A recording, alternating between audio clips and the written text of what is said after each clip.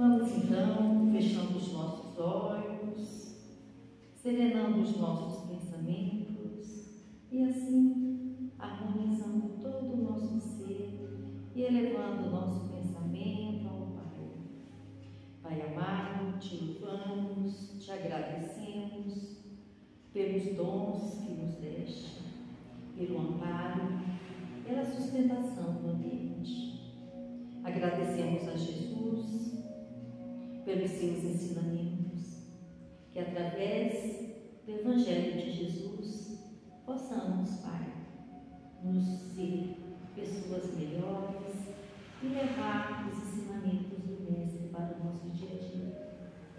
A espiritualidade amiga que se faz presente neste momento, que nos auxilia, que nos prepara o ambiente com todo amor e carinho para que esse trabalho aconteça. Agradecemos e pedimos um envolvimento para o nosso irmão Onofre que trará os ensinamentos do Mestre de hoje. Pedimos a espiritualidade que nos ilumine e que nos proteja e fique conosco até o tempo do trabalho deste Evangelho de hoje. Que assim seja.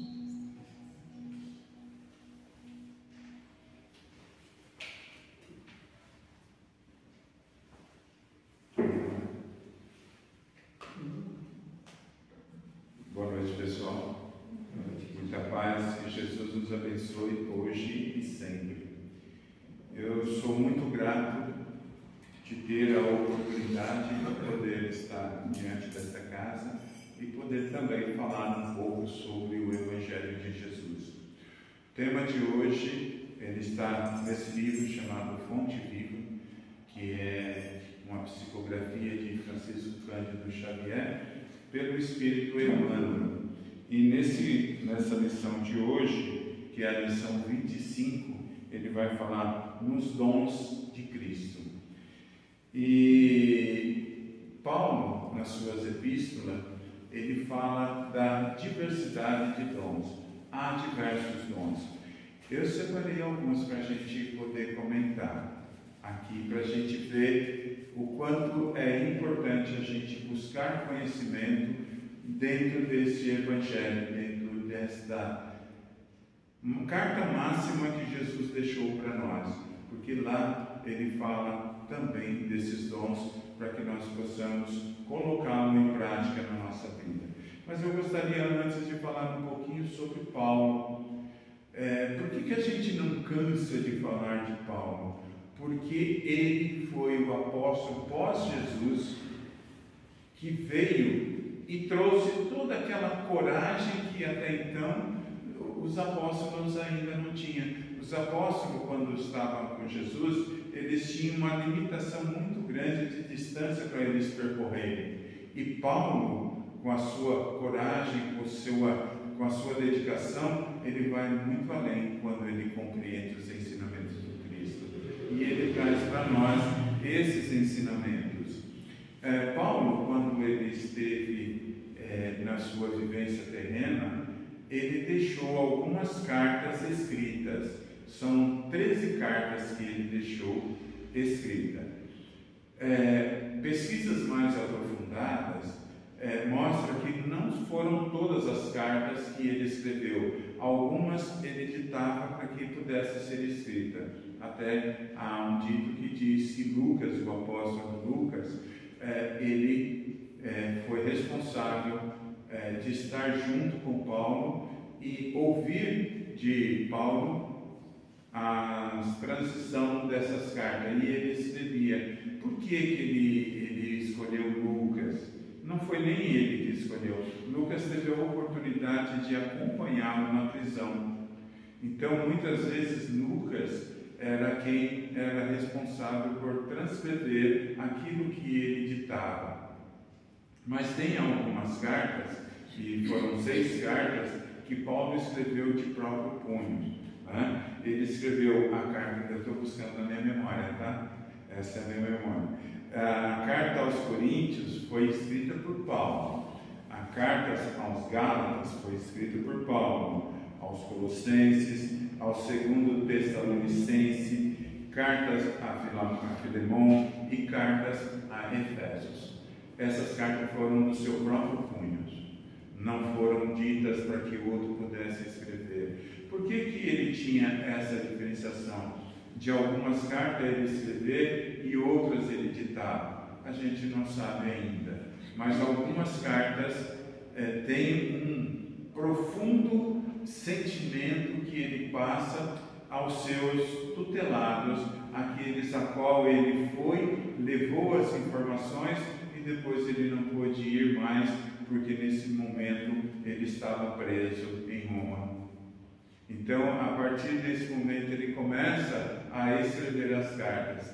Então, diz que algumas, porque ele estava muito surrado, que ele estava muito machucado, não podia escrever, então ele ditava. Outros dizem que ele já estava com muita idade e já não tinha condição de escrever, então ele ditava. Eu não acredito, eu acredito porque algumas razões levaram ele, algumas ele escrever. Ele queria passar para essas igrejas na época o quanto era importante ter um líder à frente desse trabalho. E Paulo então faz essas cartas, e ali ele transmite mensagens especiais. Nessa carta que ele escreve ao povo de Efésios, ele passa muito conhecimento, mas muitas informações, porque era um povo muito rude. Efésio era uma cidade que ficava na região de Roma. Era uma carta de um povo ainda muito idólatra. Então ele manda essa mensagem a esse povo do próprio punho, para que o povo soubesse que era ele que estava escrevendo. E nessa carta tem uma passagem muito importante, que é a base dessa nossa conversa na noite de hoje. Ele diz assim, em Efésios capítulo 4, versículo 7: mas a graça foi dada a cada um de nós, segundo a medida dos dons de Cristo. Então, aqui ele está falando desse dom maravilhoso que todos nós temos. Quando a gente busca nesse conhecimento, nós vamos encontrar vários dons. Eu separei alguns para a gente comentar. Por exemplo, dom da sabedoria. O que é sabedoria? A sabedoria nos concede discernimento e capacidade de tomarmos decisões sábias. Hoje, nos nossos dias, muitas vezes nós estamos tomando decisões e lá na frente nós vamos sofrer consequências dela. Muitas vezes, se nós não temos o conhecimento, a base para que nós possamos tomar uma decisão, lá na frente ela vai refletir de uma forma negativa numa decisão que eu tomei. Mas como que eu consigo ser sábio? Como que eu consigo sabedoria? Sabedoria eu consigo buscando nos livros, nos meus estudos. Nós temos dentro da nossa doutrina 5 livros básicos que ele dá a condição para que eu seja sábio nas minhas decisões. Quais são esses livros? O livro base da nossa doutrina, o livro dos Espíritos, que nós deixamos muitas vezes encostado ou nem busco conhecimento e informações nele. Nele tem muitas informações que nos traz lei do trabalho, lei de amor, lei de caridade, lei de justiça, lei de evolução, lei de progresso, lei de destruição. Se eu não tenho esse conhecimento, me falta sabedoria, para que eu possa analisar os fatos que estão acontecendo nos dias de hoje e fatos que acontecem na minha vida, para que eu seja sábio nas minhas decisões. Tem um livro base da nossa doutrina também, o Evangelho segundo o Espiritismo, que é essa carta que os Espíritos trouxeram para que nós pudéssemos buscar dentro dele informações para que nós tivéssemos condição moral, para que a gente pudesse discutir os assuntos que estão nos dias de hoje, na atualidade, mas eu deixo ele um pouco de lado. Tem um livro chamado Céu e Inferno, E é aquele livro que Kardec, por inspiração dos espíritos superiores, ele traz para nós as informações, quebrando dogmas de coisas passadas, coisas que não têm mais informações ou base para que a gente possa sustentar, e nós estamos sustentando ainda, porque nós não buscamos esse conhecimento dentro dele. Tem um livro chamado Livro dos Médiuns, que é a base científica da nossa doutrina. O que nós estamos falando ou fazendo, ela tem que ter base científica, e nós não buscamos esse conhecimento que está lá dentro desse livro. Tem um outro livro chamado A Gênese, que é a evolução do próprio homem até nos dias de hoje. Nós estamos deixando esses livros, e esses livros trazem informações importantíssimas para que nós possamos ser um pouco mais discernido dentro das decisões que nós precisamos tomar. Muitas vezes nós deixamos de lado. Então, assim, sabedoria é necessário eu buscar, senão eu vou ser manipulado. Já basta que nós somos manipulados politicamente, mas será que dentro de um conceito doutrinário e religioso eu também não sou manipulado? Nós não viemos para ser manipulados. Nós viemos para que nós tomemos decisões certas, decisões adequadas, que faz eu evoluir, que faz eu caminhar espiritualmente digno até o final da minha vida. Mas eu preciso, para isso, ter sabedoria. Tá? É um dos pontos que ele comenta. A outra parte é fé. Fé, quem tem fé? Como que é a fé? O que seria esta fé para nós? A fé nos dá força para acreditar no impossível e nos capacita a superar obstáculos. Ela nos conecta a algo maior e nos encoraja a seguir em frente. Esta é fé. Todos nós temos uma fé, mas é aquela fé duvidosa. É aquela fé que não me garante, que não me dá certeza. Eu tenho fé até o momento em que não pise no meu carro, ou que eu não passe por um momento de situação difícil na minha vida.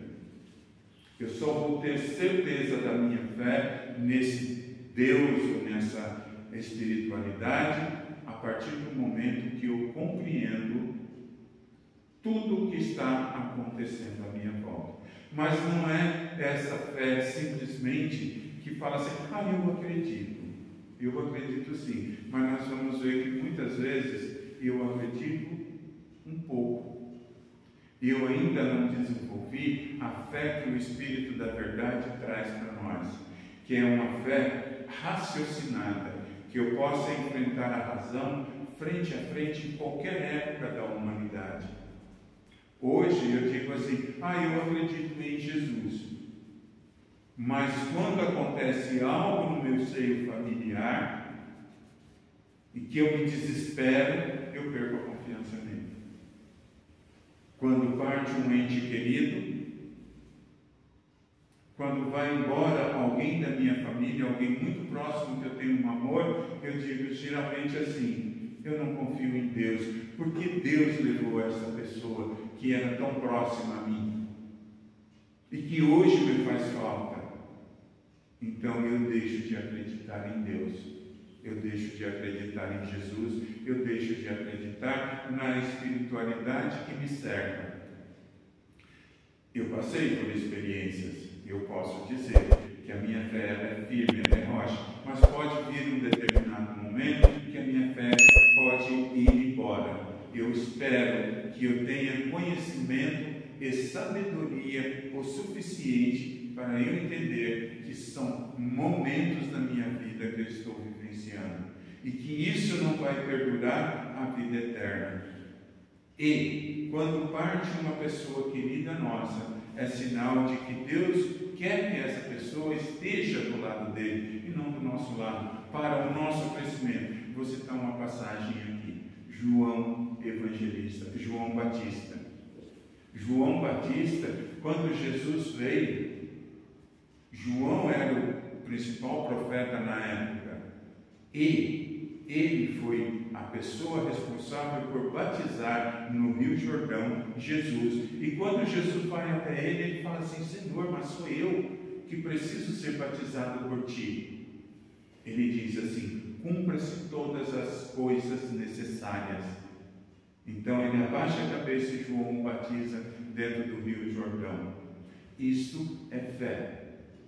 Não denegriu em nenhum momento a imagem daquele homem que veio antes dele. Depois João diz uma frase muito importante: é preciso eu me afastar para que ele cresça. Então, também, muitas vezes na nossa vida, pessoas que estão próximas a nós são retiradas para que nós possamos ser projetados para a vida, para que nós possamos crescer e evoluir como ser grandioso que nós somos.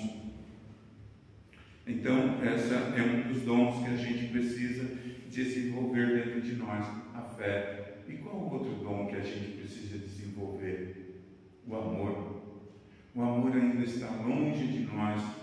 Nós estamos começando a caminhar. Eu amo as pessoas, eu amo as coisas, eu amo isso, eu amo aquilo, e eu passo a transferir como idolatria.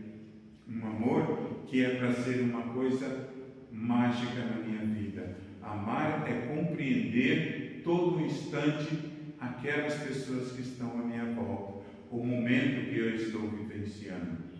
Paulo, ele ensina, quando ele manda uma carta ao povo de Corinto, e o povo de Corinto era um povo muito, vamos dizer assim, volúvel. Era um pessoal de um poder gigantesco aquisitivo. Eram umas pessoas que tinham tudo do bom e do melhor, mas vivia pleno em orgia, em pornografia, em tudo isso que a gente possa imaginar. Aquele povo de Coríntios era assim. E Paulo manda uma carta para ele, dizendo: ainda que eu fale a língua dos anjos, a língua dos homens, sem amor, eu nada serei. Para o povo de Corinto, que vivia uma vida mundana, uma vida muito materialista, muito matéria, ele manda essa carta. Ele poderia mandar uma carta, julgando aquele povo, fazendo julgamento. Não, ele manda uma carta onde ele descreve verdadeiramente o que é o amor. É só a gente buscar lá nas cartas de Coríntios que a gente vai ver: ainda que eu fale a língua dos anjos, a língua dos homens, sem amor eu nada serei.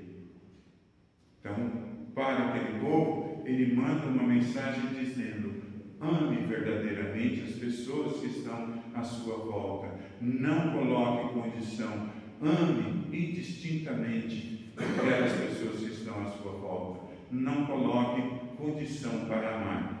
Isso é um dom que a gente precisa ainda desenvolver, que até hoje nós estamos dizendo: é meu marido, é minha esposa, é meu filho. Quando eu passar a olhar essas pessoas como seres espirituais, eu vou entender o que ele está falando nesse momento. O dom do serviço. O dom do serviço é uma prestação que ela vem junto com essa carta que ele fala dos dons do amor. Prestação de serviço, prática do amor, prática da caridade.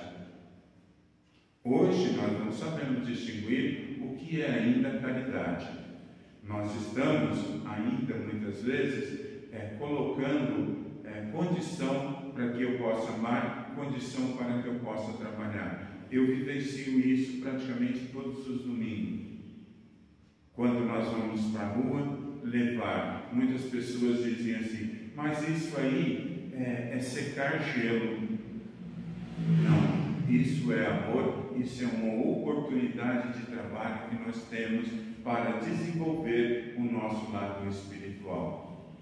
Qual de nós aqui pode dizer que numa próxima reencarnação eu acredito na reencarnação, que eu possa vir na condição de rua. E quando se acaso for necessário vir nessa condição de rua, eu gostaria de receber um kit como esse. Eu gostaria de ser tratado como eu trato essas pessoas, ou como nós tratamos essas pessoas lá fora. Isso é o trabalho, o dom. Mas eu não tenho essa condição ainda de ir lá fora e levar tudo isso. Existe a casa espírita que dá condição para que você possa começar a trabalhar essa doação de amor, que é esse trabalho que a gente faz na casa, doação de amor. Venha receber e venha doar também. O passe, quando nós estamos aqui, também ele é uma oportunidade do trabalho que nós vamos ter. Agora, por nessa próxima segunda-feira, quinta-feira 24 e 27, agora, 31 e dia 3, eu vou estar aqui na casa, junto com os trabalhadores da casa, preparando eles para que eles possam estar na condição de ser um doador de amor através do passe. Então, oportunidade de trabalho não nos falta dentro da casa espírita. Então, lá fora também. É um dom que a gente precisa despertar. Em seguida, vem um outro dom, chamado dom de cura.